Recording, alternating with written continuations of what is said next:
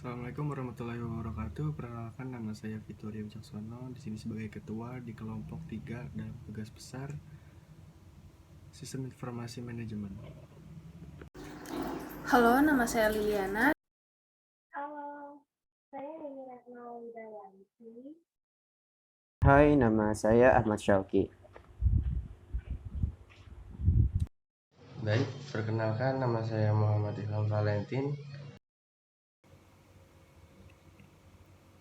Pendahuluan. Seiring berkembangnya teknologi, kini hampir setiap orang di dunia sudah memiliki akses ke internet dan telah menggunakannya setiap hari. Di Indonesia sendiri, sehingga pertengahan 2018 tercatat ada 143,26 juta jiwa yang sudah menggunakan internet dari total populasi penduduk di Indonesia sebanyak 262 juta jiwa. Angka tersebut mengindikasikan bahwa sekitar 54,68% mayoritas penduduk di Indonesia sudah terhubung ke internet.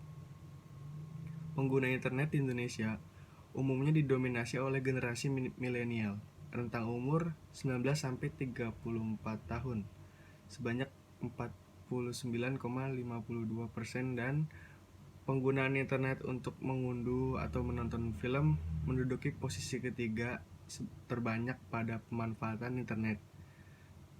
Bidang gaya hidup yaitu sebanyak 70,23%, disusul aktivitas mengunduh atau mendengarkan musik 71,10%, dan sosial media 87,13%. Penggunanya pun didominasi oleh perangkat smartphone sebanyak 44,16%. Asosiasi Penyedia Jasa Internet Indonesia tahun 2018. Banyak layanan yang tersedia di internet memungkinkan penggunaannya untuk dapat menyelesaikan berbagai tugas atau kebutuhan. Salah satunya adalah bidang pendidikan atau disebut juga e-learning.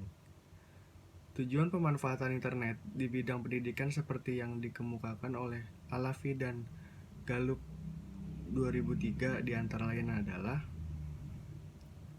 memperluas jaringan siswa, student base, menambah citra institusi, brand image, meningkatkan pembelajaran dan pengajaran, meningkatkan kepuasan siswa, student satisfaction, mengurangi biaya operation cost, mengembangkan produk dan layanan baru. Selain itu, internet juga digunakan dalam bidang pemerintahan atau disebut juga dengan istilah e-government. Apa itu Netflix? Netflix merupakan salah satu penyedia jasa layanan video on demand berlangganan yang didirikan sejak 1997 di Amerika Serikat. Dengan lebih dari 171 juta keanggotaan berbayar di lebih dari 190 negara. Menyuguhkan serial televisi, dokumenter, dan film panjang dalam berbagai genre dan bahasa. Penggunaannya dapat menonton sepuasnya, kapanpun, dimanapun, melalui layar ataupun yang terhubung ke internet. Pengguna Netflix juga dapat memutar, menjeda, dan melanjutkan tayangan tanpa iklan atau komitmen Netflix. Menurut survei yang dilakukan oleh Cowen & Co pada Mei 2018 di negara asalnya, Netflix merupakan platform terpopuler nomor 1 yang dipilih oleh generasi milenial untuk menonton konten video, film, serial, televisi, dan lain-lain. Mengalahkan televisi konvensional atau kabel hingga YouTube. Variety 2019. Dengan banyaknya pengguna internet di Indonesia yang menggunakan internet untuk kegiatan mengunduh atau menonton film, Netflix membuka jalur ekspansinya ke Indonesia pada tahun 2016. Pada Oktober 2018, Netflix secara resmi meluncurkan antarmuka bahasa Indonesia pada aplikasinya, lengkap dengan subtitle berbahasa Indonesia. Netflix juga melakukan kerjasama dengan operator lokal seperti Excel, Axiata, Bolt, Hutchinson, Tri Indonesia, dan smartphone yang menyediakan paket data untuk streaming video Netflix 2019. Pengguna Netflix di Indonesia dari tahun ke tahun mengalami peningkatan yang signifikan. Pengguna Netflix di Indonesia pada tahun 2017 tercatat sekitar 94.000 pengguna dan di tahun 2018 mencapai angka sekitar 237.000 pengguna. Diprediksi pada tahun 2019, pengguna Netflix di Indonesia mencapai angka sekitar 481.000 pengguna dan pada tahun 2020 diprediksi mencapai angka sekitar 906.000 pengguna. Statista 2019A. Namun di sisi lain, dari 250.000 responden di sebuah hasil survei Statista pada Februari 2017 yang dilakukan di 30 negara di dunia menyatakan bahwa pengguna internet di Indonesia menduduki peringkat pertama yang menonton film secara ilegal, download maupun streaming bajakan. Lebih dari satu kali dalam seminggu, Statista 2019. Hal ini tentu mengindikasikan bahwa pengguna internet di Indonesia masih menyukai konten yang disediakan secara gratis atau bajakan daripada konten yang seharusnya mereka bayar untuk dapat menikmatinya. Pertumbuhan pada skala global atau pendekatan baru yang Louis Brennan sebut globalisasi. Eksponensial adalah faktor besar dalam kesuksesan Netflix. Dilaksanakan dengan kecepatan cukup tinggi ke banyak negara dan pelanggan, tetapi strategi tersebut juga memiliki banyak tantangan. Netflix harus mengamankan penawaran konten wilayah demi wilayah, bahkan negara demi negara. Netflix juga menghadapi beragam pembatasan peraturan nasional di masing-masing negara. Seperti pembatasan yang konten apa saja yang dapat disajikan di pasar lokal. Pelanggan internasional juga banyak dari mereka tidak fasih berbahasa Inggris, sehingga lebih sering tertarik pada pemrograman bahasa lokal. Dan juga banyak pelanggan potensial yang terbiasa dengan konten gratis, tetap ragu membayar layanan streaming sama sekali. Berikutnya, Netflix sangat hati-hati memilih pasar awal untuk ekspansi yang berdekatan dalam hal geografisnya. Mereka tidak mencoba memasuki semua pasar sekaligus. Mereka menganggap ketika daerah geografinya dekat, perilaku pasar pun akan relatif lebih mirip. Misalnya, ekspansi internasionalnya yang paling awal pada 2010 adalah ke Kanada yang secara geografis dekat dengan dan memiliki banyak kesamaan dengan Amerika Serikat. Netflix dengan demikian dapat mengembangkan kemampuan internasionalisasi di lokasi-lokasi di mana tantangan asing kurang-kurang dengan melakukan hal itu. Perusahaan belajar bagaimana memperluas dan meningkatkan kemampuan di pasar internasional. Dalam hal itu, yang pertama, fase pertama dari proses globalisasi adalah konsisten dengan model ekspansi tradisional. Dari fase ini, Netflix akhirnya memiliki pengalaman dan pembelajaran dari proses itu. Netflix mengembangkan kemampuan untuk berkembang menjadi beragam pasar dalam beberapa tahun. Kemudian di fase kedua ini melibatkan ekspansi internasional. Yang lebih luas, Netflix memperluas jejaknya ke sekitar 50 negara. Mengambil pelajaran yang dipelajari pada fase pertama untuk beroperasi di berbagai pasar yang lebih luas. Pilihan pasar-pasar tersebut dipengaruhi oleh tingkat daya tarik mereka, seperti dari kesamaan yang dimiliki bersama, kehadiran konsumen menengah ke atas, dan ketersediaan internet cukup memadai. Fase kedua membantu Netflix terus belajar tentang internasionalisasi dan bermitra dengan pemangku kepentingan lokal sambil juga meningkatkan pendapatannya. Karena fase ini melibatkan ekspansi ke pasar yang lebih jauh, hal tersebut ternyata didukung oleh investasi dalam konten yang disesuaikan dengan preferensi geografi tersebut, serta investasi teknologi dalam hal big data dan analitik. Ketiga, di mana kecepatan masuknya yang dipercepat membawa Netflix ke 190 negara menggunakan semua yang telah dipelajarinya dari 2 fase yang sudah mereka lakukan. Mereka mendapatkan keahlian dalam mempelajari konten yang disukai konsumen, jenis pemasaran yang mereka tanggapi, dan bagaimana perusahaan perlu mengatur kebijakan dari setiap negara. Sekarang, Netflix berfokus untuk menambahkan lebih banyak bahasa, mengoptimalkan algoritma personalisasi untuk referensi konten global, dan memperluas rangkaian kemitraan perangkat, operasi, dan pembayaran. Untuk mengasah proses berlarut-larut dalam penandatanganan perjanjian konten dengan studio besar secara regional atau lokal, mereka mengejar kesepakatan lisensi global sehingga dapat menyediakan konten di semua pasar sekaligus. Netflix juga memulai sumber konten yang diproduksi secara regional, memberikan win-win untuk produsen ini yang konten lokalnya dapat menemukan audiens global karena beroperasi di banyak negara. Netflix juga dapat mencoba berbagai pendekatan di pasar yang berbeda. Dengan bertambahnya jumlah pelanggan internasionalnya, kinerja algoritma prediktif terus meningkat. Kini, Netflix memperoleh keuntungan pada kuartal 4 tahun lalu mencapai 3.286 US dollar miliar, sejalan dengan prediksi perusahaan. Berdasarkan latar belakang yang telah dijelaskan di atas, maka didapati identifikasi sebagai berikut. Persaingan dan mudahnya akses terhadap penyedia layanan video on demand ilegal maupun alternatif legal lain membuat pengguna Netflix mempertimbangkan untuk melanjutkan berlangganan ternatil.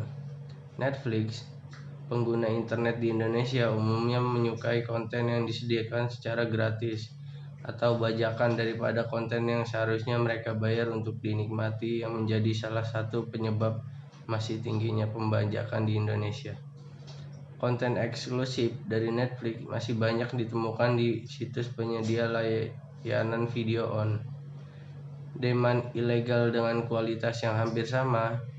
Konten offline yang telah diunduh pada aplikasi Netflix di satu perangkat tidak dapat dipindahkan ke perangkat lain dan tidak dapat diputar menggunakan aplikasi lain.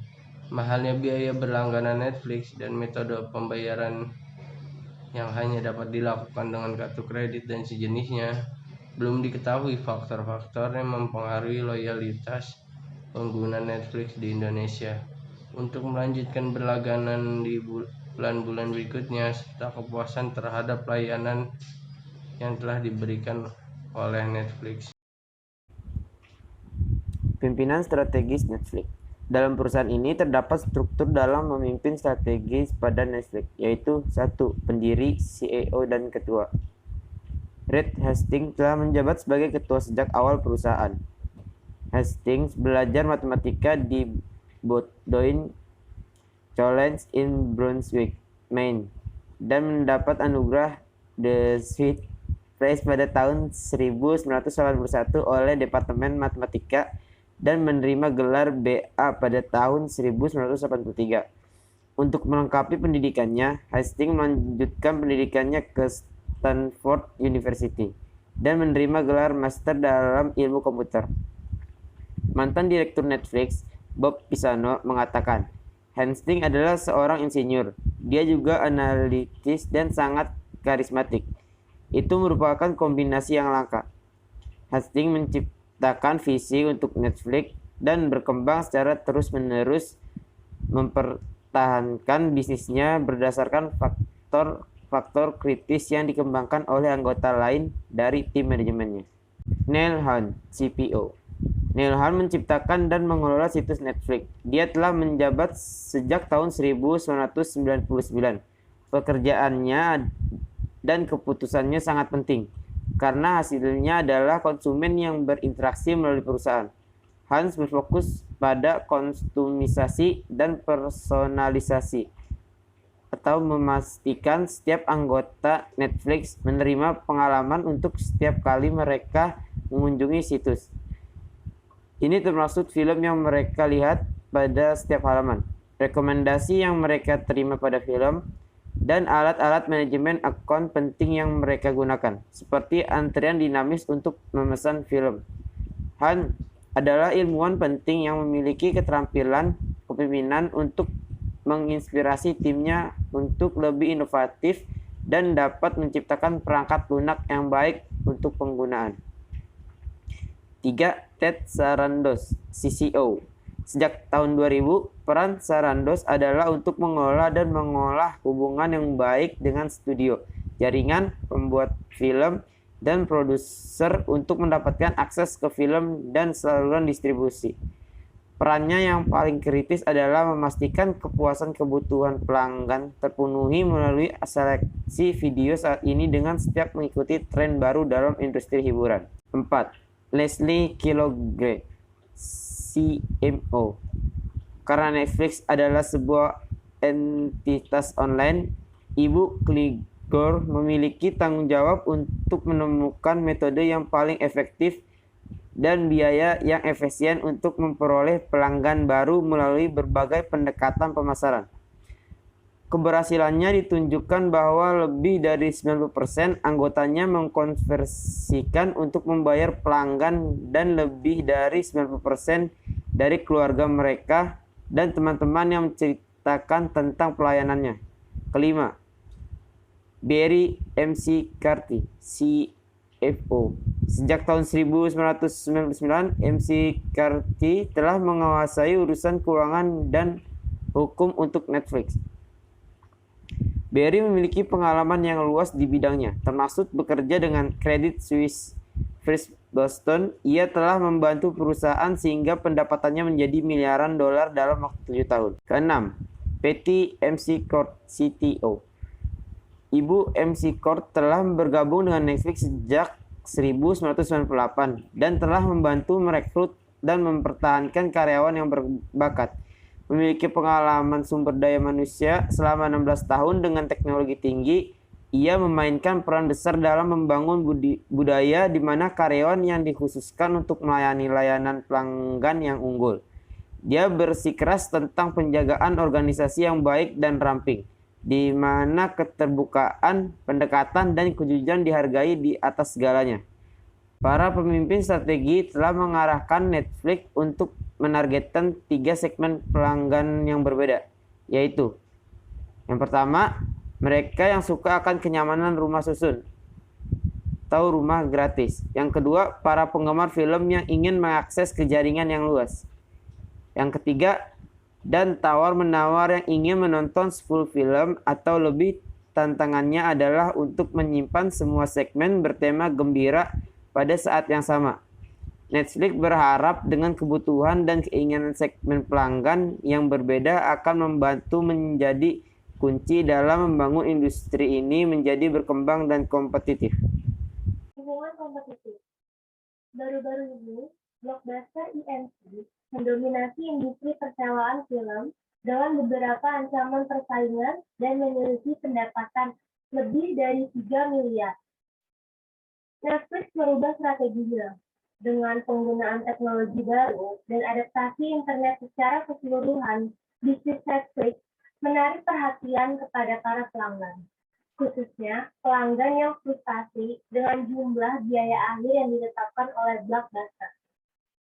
Dengan model bisnis Netflix yang berfokus kepada penyediaan persewaan unik, yaitu secara online, bebas pengiriman dari rumah ke rumah, tidak ada tanggal jatuh tempo dan biaya akhir, dan rekomendasi kepada semua pelanggannya, Netflix dikenal sebagai pasar yang tepat dalam pengembangan usahanya. Sebagai hasil dari siklus hidup produk dengan jangka waktu pendek berbasis teknologi, peningkatan produk yang berkelanjutan, biaya teknologi yang murah, Netflix menjadi lebih dekat dengan konsumen di dunia untuk menawarkan konsumen agar memiliki filmnya sendiri dengan menggunakan peralatan sendiri dan akses internet dari rumah. Jadi, Pasar persewaan film secara online diharapkan akan berlangsung secara terus-menerus. Pada tahun 2005, industri persewaan film memiliki lebih dari 6 juta pelanggan di Amerika dan Eropa. Dan pada waktu 2006, jumlahnya meningkat hingga mencapai 8 juta pelanggan.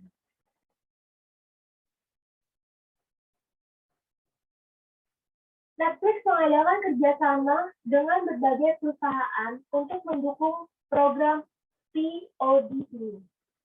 Salah satu yang utama adalah Apple.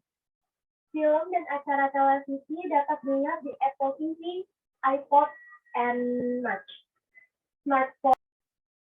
Smartphone juga mendapat tawaran untuk mengunduh film dan acara televisi dengan menggunakan TV is Portable. Amazon Unbox juga mengizinkan para pelanggan untuk mengakses DVD film yang berkualitas secara acara televisi, bisa dalam bentuk persewaan maupun pembelian. Walmart bergabung dengan persaingan dengan membuat bisnis sendiri mengunduh perfilman pada tahun 2007. Walmart kemudian memiliki studio yang menarik seperti 20 tahap Century Fox, Lionsgate, Disney, MGM, MTV Network, Paramount Pictures, Universal Studios, Sony Picture Entertainment, dan Warner Bros. Walmart saat ini menawarkan 3.000 judul film untuk dibeli dengan seharga sekitar 14,88 US dollar hingga 19,8 US dollar. Netflix dalam masa pertumbuhan dalam pengenalan untuk men-stream video dan acara televisi menawarkan kepada pelanggan tambahan baru dari jasa streaming dibangun oleh infrastruktur dari Microsoft. Dari waktu ke waktu, perusahaan berusaha untuk membuat jasa Netflix tersedia di software lain, perangkat yang mudah dibawa kemana-mana, dan televisi LCD. Netflix juga bekerja sama dengan perekam video yaitu CIVO untuk mengizinkan pelanggan CIVO mengakses DVD pada website Netflix. CEO Reed Hastings menyatakan bahwa kita telah siap akan SOD. Itulah alasan mengapa perusahaan disebut dengan Netflix dan bukan DVD by Mile. Meskipun Blockbuster merupakan pesaing Netflix yang paling kuat, perusahaan lainnya menguatkan posisi kompetitifnya untuk menantang kembali persaingan tersebut serta mendapat laba yang tinggi. Pesaing ini terlihat percaya bahwa mereka dapat mendiversifikasikan produk dan jasa yang ditawarkan untuk merubah Netflix sebagai suatu dimensi yang baru.